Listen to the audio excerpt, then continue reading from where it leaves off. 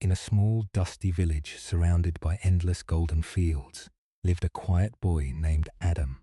Every evening, while others laughed and wasted time, Adam sat alone on the roof of his tiny house, staring at the distant city lights. Deep inside his heart burned one impossible dream. One day, he would build something great and change his family's life forever. One night, Adam discovered an old broken camera inside a dusty market shop. The moment he touched it, something changed. He imagined creating videos, telling stories, inspiring millions of people across the world. For the first time in his life, he felt truly alive. But instead of protecting the dream, Adam announced it to everyone. He told his friends, his neighbors, even strangers in the tea shop. "I'm going to become famous someday," he proudly said. And at first, everyone smiled. Every time Adam talked about his future, people praised him. "You're special. You'll be successful. You're different from everyone else." Those words felt amazing, too amazing. Slowly, Adam became addicted to talking about the dream instead of working for it. Days turned into weeks. Weeks turned into months. The camera gathered dust in the corner of Adam's room. Instead of creating videos, he spent his nights imagining success and talking about what he would do someday.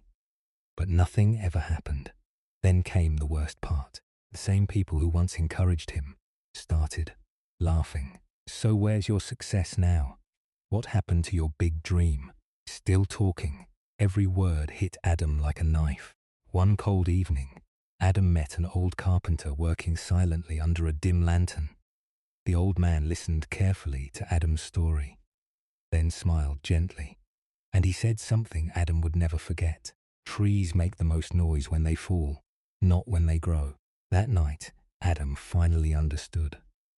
He had been feeding his ego instead of feeding his dream. Talking had made him feel successful, but real success demanded silence, discipline, and painful invisible work.